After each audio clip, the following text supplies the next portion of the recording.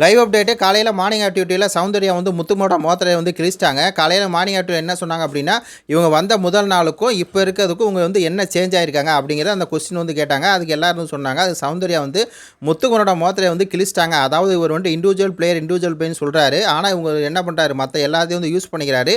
மெயினாக வந்து ஆண்கள் அணியை வந்து யூஸ் பண்ணிக்கிறாரு அப்படிங்கிற ஒரு விஷயத்தை வந்து தெளிவாக சொன்னாங்க முத்துக்குமரனுக்கு. அது சொல்லிட்டு இருக்கும்போதே வந்து பார்த்தீங்கன்னா, அது முத்துக்குமரனுக்கு புரியலை, அங்கே இருக்கவங்களுக்குலாம் புரியலை அப்படின்னு சொல்லி ஓவராக நடித்தாங்க.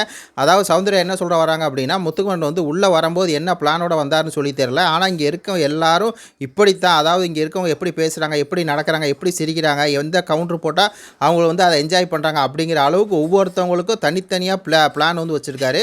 முத்துக்குமரன் வந்து டீமாக இருக்கும்போது நான் வந்து டீம் பிளேயர் அப்படின்னு சொல்லி காமிச்சிக்கிட்டு அவர் வந்து எல்லாத்தையும் வந்து யூஸ் பண்ணார். அதே மாதிரி இண்டிவிஜுவல் பிளே வந்து ஆரம்பித்ததுக்கப்புறமும் டீமெல்லாம், அதாவது எல்லா ஆண்களையும் வந்து யூஸ் பண்ணுறாரு அப்படிங்கிற ஒரு விஷயத்தை வந்து வேறு லெவலில் போட்டு உடைச்சாங்க. இதை சொல்லிட்டாங்க இல்லையா, உடனே அந்த முத்துக்குமரன் என்ன பண்ணுறா, ஐயையோ இது வந்து எனக்கு புரியலை, இது வந்து புரியலை, நீ என்ன சொன்ன அப்படின்னே எங்களுக்கு புரியலை அப்படி இப்படின்னு பார்த்தீங்கன்னா உட்காந்து விட்டுட்டா. பக்கத்தில் விஷால் வந்து நீ இதை சொல்ல வரியா அதை சொல்ல வரியா அப்படின்னு சொல்லி எல்லாம் வந்து பார்த்தீங்கன்னா சௌந்தர்யா சொன்னதை வந்து சௌந்தர்யா குழப்பிகள் போய் சொல்கிறாங்க அப்படிங்கிற மாதிரி கட்டமைக்க பார்த்தாங்க. ஆனால் நம்மளுக்கு புரியுது, இவன் வந்து என்னென்னா டீம் ஒரு இண்டிவிஜுவல் பேர்னு சொல்கிறான், ஆனால் இண்டிவிஜுவல் பேர் கிடையாது, இவன் வந்து எல்லாத்தையும் வந்து யூஸ் பண்ணிக்கிறான் அப்படிங்கிறதா அந்த மேட்ரு.